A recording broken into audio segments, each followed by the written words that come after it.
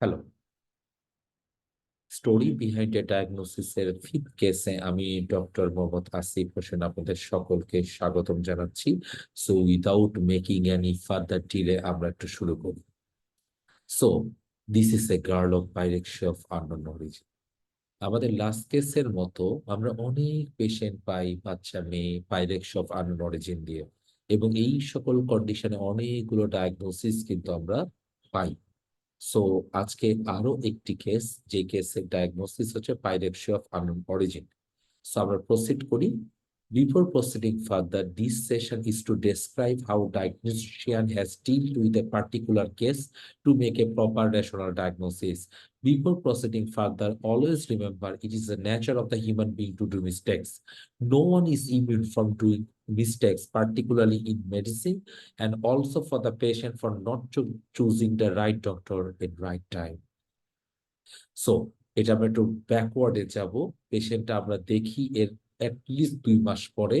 এটা হচ্ছে ডিসেম্বর 2023-তে। একটা বাচ্চা মেয়ে। এই মেয়েটা ছিল হচ্ছে 14 ইয়ার্স ওল্ড, এবং সাথে ফিভার ছিল 4 to 5 উইকস এর একটা ফিভার। ওকে। এর সাথে পেশেন্টের একটা ওয়েট লস ছিল, চেস্ট ডিসকমফর্ট ছিল। সো একটা 14 ইয়ার্স এর ওল্ড গার্ল 4 থেকে 5 সপ্তাহে একটা মোটামুটি ক্রনিক ফিভারের দিকেই চলে যাচ্ছে, সাথে চেস্ট ডিসকমফোর্ট আছে, ওয়েট লস আছে। এই কমপ্লেন নিয়ে একটা লোকাল ডক্টরের কাছে দেখাই, এবং আমরা যে কথাগুলো বলছি এটা according to prescription of that physician. Okay. এবং ই ওয়াজ নট, আমি বলবো যে অনেক কোয়ালিফাইড ফিজিশিয়ানই। সো পেশেন্টের এক্সামিনেশনের মধ্যে উনি সার্ভাইকাল লিম্ফাডেনোপ্যাথি পেয়েছিলেন, সাথে টেম্পারেচার অবভিয়াসলি এলিভেটেড ছিল। উনি লিখেছিলেন 100, 101। I think proper documentation was there. Anaemia 1+, এরকম একটা লেখা ছিল, এবং সাথে চেস্ট এক্সামিনেশনের বিষয়ে কোনো কমেন্ট ছিল। ওকে। সো চেস্টে তার কোনো ফাইন্ডিংস ছিল কিনা এরকম কথা ছিল না। Temperature elevated, cervical lymphadenopathy and anaemic ছিল, এইটুকু তার প্রেসক্রিপশনের মধ্যে উল্লেখ ছিল। সো এরপরে উনি ওই সময় কিছু ইনভেস্টিগেশন করান, যে ইনভেস্টিগেশনের মধ্যে উনি হিমোগ্লোবিনটা 7.6 পেয়েছিলেন, as we can clearly C.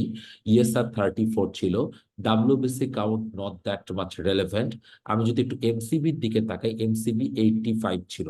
So the patient might be having normochromic normocytic anaemia. যখনই একটা পেশেন্টের নর্মোক্রমিক নর্মোসাইটিক অ্যানিমিয়া হয়, it could be due to bone marrow failure, সেই ক্ষেত্রে রেটিকুলোসাইট কাউন্টটা কম থাকবে। Or it could be due to peripheral haemorrhage or haemolysis. এই সকল কন্ডিশনে রেটিকুলোসাইট কাউন্টটা বেশি থাকবে। যেহেতু পেশেন্টটা রুরাল সেটিং এর, সেই কন্ডিশনে তো রেটিকুলোসাইট কাউন্টার করা যায় না। শুধু এই মানে সিবিসির এই মেশিন রিপোর্টটাই আমাদের কাছে ওই সময় অ্যাভেলেবল ছিল। এই সময় ওই টাইমের দিকে উক্ত ফিজিশিয়ান তার একটা ব্লাড সুগার করে, তার একটা ক্রিয়েটিনিন করে, তার একটা সি রিঅ্যাক্টিভ প্রোটিন করে। ইন্টারেস্টিং পয়েন্ট হচ্ছে সি রিঅ্যাক্টিভ প্রোটিনটা কিন্তু নর্মাল ছিল। So, একটা পেশেন্ট প্রলং ফিভার নিয়ে আছে, মোটামুটি 4 to 5 উইকস এর, সার্ভাইকাল লিম্ফাডেনোপ্যাথি আছে, সি রিঅ্যাক্টিভ প্রোটিন কিন্তু নর্মাল থাকলে আমাদের এই কন্ডিশনে কিছু কিছু জিনিস মাথায় রাখতে হবে। It could be due to leukaemia. Leukaemia লিম্ফোমাতে কিন্তু অনেক সময় সি রিঅ্যাক্টিভ প্রোটিন নর্মাল থাকতে পারে। কানেকটিভ ডিজিজের কিছু কিছু কন্ডিশন গুলোতেও কিন্তু সিআরপি নর্মাল থাকতে পারে, particularly systemic sclerosis, Sjogren syndrome, systemic lupus erythematosus, ulcerative colitis, এগুলো কিন্তু মাথায় রাখতে হবে। তখন উনি একটা কাজ করেন। সে কাজটা হচ্ছে যে সার্ভাইকাল লিম্ফাডেনোপ্যাথি ছিল, ওই লিম্ফাডেনোপ্যাথি থেকে উনি এফএনএসসি করেন। whenever he did the FNSC, FNSC রিপোর্টে ছিল নন স্পেসিফিক ক্রনিক লিম্ফাডেনাইটিস। এখানে অ্যাটলিস্ট কোনো গ্র্যানুলোমাটাস ফিচারের কথা কিন্তু এই এফএনএসসি লিম্ফ নোডে পাওয়া যায় নাই। Okay. So he did the FNAC from the lymph node. কিন্তু এর উপর বেসিস করে উনি একটা সিদ্ধান্ত নেন, যেহেতু পেশেন্ট প্রায় 5 সপ্তাহের ফিভার, সো উনি এই কন্ডিশনে পেশেন্টকে অ্যান্টিটিবি ড্রাগ দেন। সো অ্যান্টিটিবি ড্রাগ কিন্তু ডিসেম্বরের মাসের দিকে চালু হয়ে গেছিল। সো যখনই পেশেন্ট অ্যান্টিটিবি ড্রাগ পেলো কনসালটেশন নিয়ে, তো উনি কনসালটেশন ওই সময় যখন দিয়েছিলেন, কোনো এমটি টেস্ট উনি করেন নাই, এবং পেশেন্টকে শুরুতেই যখন ফিভার নিয়ে গেছিলেন উনি অ্যান্টিবায়োটিক দিয়েছিলেন। ওই অ্যান্টিবায়োটিকে পেশেন্ট রেসপন্স করে নাই। যেহেতু পেশেন্টের একটা লিম্ফ নোড আছে, উনি গ্ল্যান্ড টিবি বা লিম্ফ নোড টিবি একটা লেভেল করে অ্যান্টিটিবি ড্রাগ শুরু করে তাকে ফলো আপে রাখেন। ওকে, এই পেশেন্টটা 1 মাসের মধ্যে, জানুয়ারি 2024, এই সময়ের মধ্যে এটা ডেভেলপ করে typical yellowish discolouration of I sclera mucus membrane. মনে রাখতে হবে যে এই yellowish discolouration of I sclera mucus membrane, এই ছবিটা ওই বাচ্চা মেয়ের ছিল না। আমরা অবভিয়াসলি তার কোনো ছবি এখানে ব্যবহার করছি না, এখানে কোনো রিপোর্টেও তার নাম অ্যাভেলেবল রাখি নাই। Okay, so the worst case scenario was happened and the patient develop jaundice. Okay, patient icteric হয়ে যায়। যখন ইকটেরিক হয়ে যায় তখন ওর উক্ত ফিজিশিয়ানের কাছে আরেকবার যাওয়া হয়। উনি স্যারা বিলিরুবিন করেন, ইট ওয়াজ এলিভেটেড, এসজিপিটি এসজিওটিও এলিভেটেড, অলমোস্ট সবগুলোই 3 ফোল্ডের চাই 4 ফোল্ড 3 ফোল্ড করে এলিভেটেড, সাথে সিমটোম্যাটিক। সো এটা most likely drug induced hepatitis ছিল at that period of time. Okay, so available investigation এটাই আমাদের কাছে ওই সময় ছিল। এরপর পেশেন্ট আমাদের কাছে চলে আসে, নাও অ্যাডমিটেড ইন আরএমসিএইচ উইথ অ্যান্টিটিপি মেডিকেশন। আমরা যখন দেখি পেশেন্টের ডিটোরিয়েটিং পেশেন্ট, পেশেন্ট ওয়াজ ডিপলি মানে মোটামুটি ইকটেরিক বলা যায়। লিফ নোড এখনো সার্ভাইকাল লিফ নোড, বেশ কয়েকটা leaf node, small leaf node persist ছিল, হাই গ্রেড ফিভার ছিল, best recorded temperature 102 103, chills and rigor plus minus একটু ছিল, এবং সাথে আমরা পাই একটু লেফট সাইড মানে রাইট সাইডের মোস্ট লাইকলি একটু প্লুরাল ইফিউশন ছিল, রাইট সাইডের লোয়ার জোনে ব্রেড সাউন্ড ডিমিনিশ ছিল।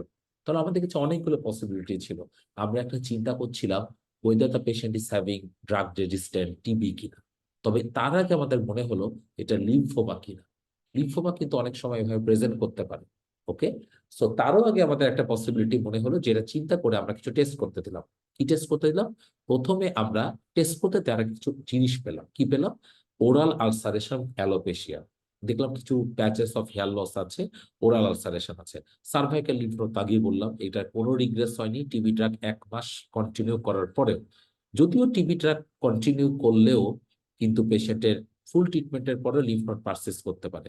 বাট পেশেন্টের ইম্পর্টেন্ট ফাইন্ডিংস, পেশেন্টের ওয়েট লসটা খুবই বেশি ছিল, সাথে ওরাল আলসারেশন ছিল, এবং আমরা দেখতে পাচ্ছি প্লুরাইটিক চেস্ট পেন, সাথে রাইট সাইডের একটু লোয়ার জোনের ব্রেড সাউন্ড ডিমিনিশড আছে, এবং patient develop multiple joint pain involving small Joints, large joint, morning stiffness আছে অলমোস্ট 30 থেকে 40 মিনিট। পেশেন্ট এতটাই টক্সিক ছিল, মাঝে মাঝে আমাদের গায়ে টাচ করতে ছিল। সো আমরা এরপর পেশেন্টের সাথে একটু মাসুল পেলাম, কিন্তু দেখলাম কোনো রেনটস নাই, কোনো সিস্টেমিক স্ক্লেরোসিসের ফিচার নাই, কোনো অর্গানোমেগালি নাই, আদার কোনো সিগনিফিক্যান্ট চেঞ্জ আমরা খুঁজে পেলাম না।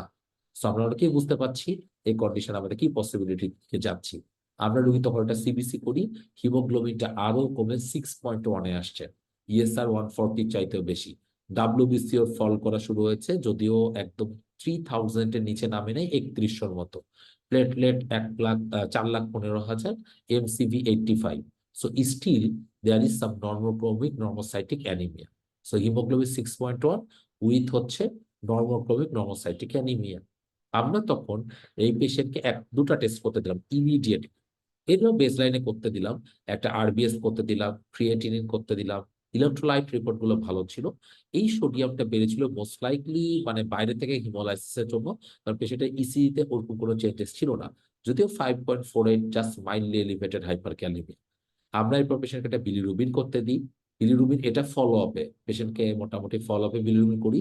বিলিরুবিন দেখি যে অ্যান্টিটিবি ড্রাগ বন্ধ করার মোটামুটি কয়েকদিনের মাথায় বিলিরুবিনটা মোটামুটি একটু নিয়ন্ত্রণে চলে আসছে। সাথে একটা এলডিএইচ করতে দিই, ইন কম্পারিজন অফ কোনো হিমোলাইসিস আছে কিনা।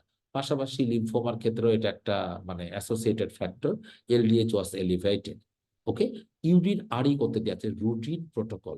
ইউরিনারিতে অ্যালবুমিন ট্রেস থাকে, আরবিসি নীল থাকে। এরপর আমরা দা ওয়ার্স্ট কেস সিনারিও, আমরা জানি এটার পসিবিলিটি কি হতে পারে। We have did the ANA test and it was positive, also anti ds DNA test and it was also positive.